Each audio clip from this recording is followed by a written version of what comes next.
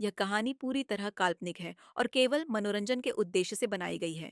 इसमें दिखाए गए पात्र, स्थान और घटनाएं लेखक की कल्पना हैं। इस वीडियो में प्रयुक्त सभी चित्र एआई द्वारा बनाई गई है और केवल प्रस्तुति को दर्शाने के लिए हैं। कृपया इसे मनोरंजन की दृष्टि से देखें और वास्तविकता से अलग मानें।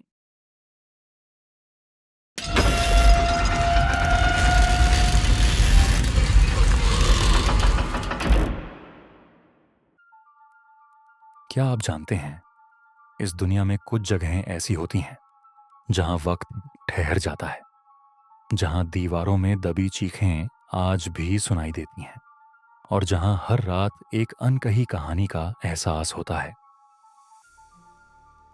सोचिए, आप एक ऐसी बिल्डिंग में कदम रखते हैं जहां लाइट्स तो जल रही हैं, लेकिन रोशनी नहीं है। हवा चल रही है, लेकिन वो आपको छूती नहीं। और सन्नाटा इतना गहरा और घना, जैसे कोई आपको बस चुपचाप देख रहा हो।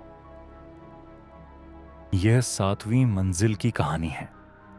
एक ऐसी मंजिल जो बदनाम रातों की पहचान बन चुकी है, जहां हर रात कोई नया चेहरा डर के साए में खो जाता है।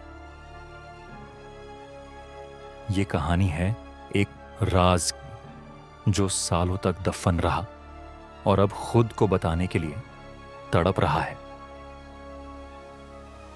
क्या आप तैयार हैं उस डर से मिलने के लिए जो दिखाई नहीं देता लेकिन सब कुछ बदल देता है?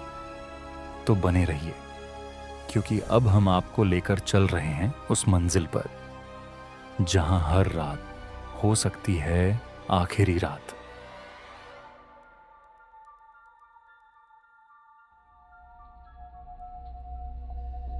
गुरुग्राम के एक आईटी कंपनी की 7वीं मंजिल पर बना एक डिपार्टमेंट पिछले कुछ महीनों से खाली पड़ा था।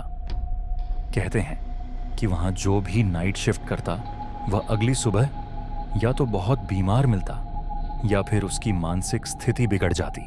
लेकिन जब तक कोई ठोस सबूत नहीं मिला, तब तक कंपनी ने इसे अफवाह मानकर नजरअंदाज कर दिया। अजय, जो कि एक डेवलपर था, उसे नाइट शिफ्ट में काम करने के लिए चुना गया। उसे ये सारी बातें महज अफवाह लगीं, लेकिन जैसे ही उसने पहली बार उस फ्लोर पर कदम रखा,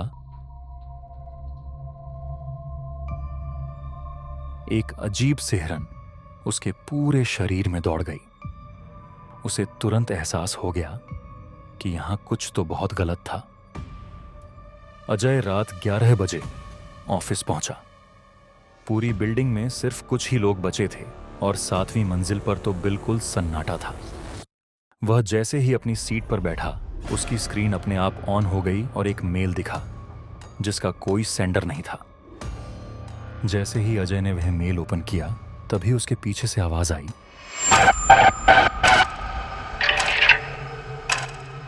भाग जाओ, इससे पहले कि देर हो जाए।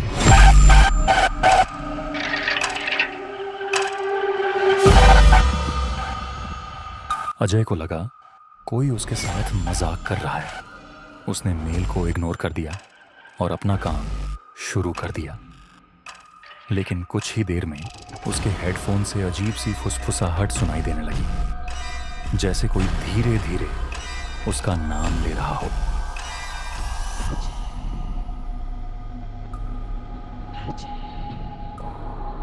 अजय ने अपनी कुर्सी से उठकर पूरे फ्लोर का जायजा लेने का फैसला किया। तभी उसे एक पुरानी अलमारी दिखी जो हमेशा बंद रहती थी, लेकिन उस रात वह खुली थी। जब अजय ने अंदर झांका तो उसे वहां एक पुरानी डायरी मिली। डायरी किसी अनामिका नाम की लड़की की थी जो इसी ऑफिस में काम करती थी। अजय ने उस डायरी को खोला और उसे पढ़ा। उस डायरी में लिखा था, अब तुम बचकर कहीं नहीं जा सकते, तुम्हारी मौत अब तय है। अजय के हाथ कांपने लगे। तभी कमरे की लाइट्स झपकने लगीं और किसी ने उसके कंधे पर हाथ रख दिया। अजय ने झटके से पीछे देखा, लेकिन वहां कोई नहीं था। अचानक कमरे का दरवाजा खुद खुद बंद हो गया और वह अंदर फंस गया। तभी उसने देखा कि कंप्यूटर स्क्रीन पर अनामिका की तस्वीर थी, लेकिन उसके चेहरे पर गहरे घाव थे और उसकी आंखें सीधे अजय को देख रही थीं। तभी स्क्रीन पर एक मैसेज आया, अब तुम यहां से जिंदा नहीं जा सकते।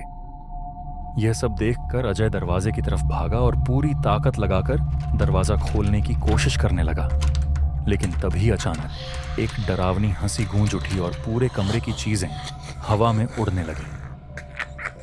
अजय घबरा गया और जमीन पर गिर पड़ा। धीरे धीरे उसे लगा कि कोई उसका गला दबा रहा है।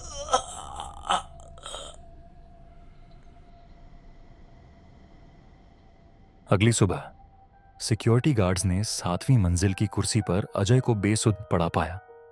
उसकी आंखें खुली थीं, लेकिन उसकी आत्मा जैसे शरीर छोड़ चुकी थी। वह जिंदा तो था, लेकिन कुछ बोलने या चलने की हालत में नहीं था।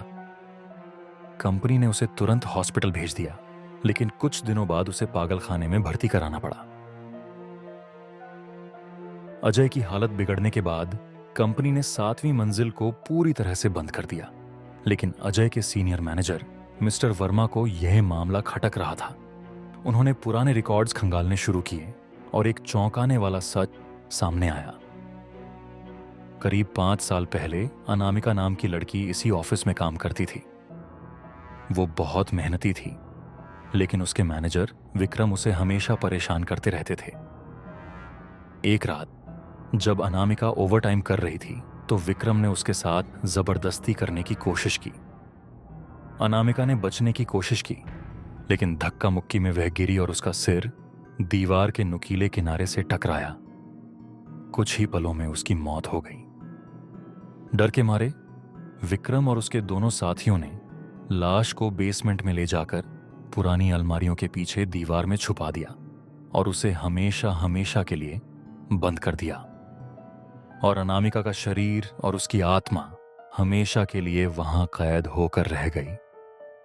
अनामिका के बारे में जानकर अजय के मैनेजर वर्मा जी ने पुलिस को इस हादसे की सूचना दी। विक्रम और उसके साथियों को पुलिस के हवाले कर दिया गया। बेसमेंट से अनामिका की लाश निकाली गई और उसके परिवार के साथ मिलकर उसका अंतिम संस्कार करवाया गया।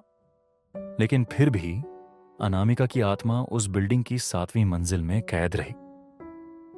उसे वहां से आजाद करवाने के लिए पंडित और पुरोहितों को बुलाकर अनामिका की आत्मा की शांति के लिए पूजा करवाई गई। पूजा में अजय को भी शामिल किया गया, इस उम्मीद से कि वह भी ठीक हो जाए। और हुआ भी वैसा ही। अजय धीरे धीरे ठीक होने लगा और जल्द ही उसने ऑफिस भी ज्वाइन कर लिया। अजय का ठीक होना ही यह बताता था कि अनामिका अब वहां से स्वर्गलोक जा चुकी है और वह बहुत खुश भी है। मुझे इस कहानी से यह समझ आया कि सच को ज्यादा दिनों तक दबाया नहीं जा सकता और बुरे कर्मों का अंजाम एक ना एक दिन सामने आ ही जाता है। डर या स्वार्थ के कारण सच छुपाने से अंततः विनाश ही होता है। आपको क्या लगता है? नीचे दिए गए कमेंट सेक्शन में हमें बताइए। और हां, हमारे चैनल को सब्सक्राइब करें और वीडियो को लाइक करना ना भूलें। धन्यवाद।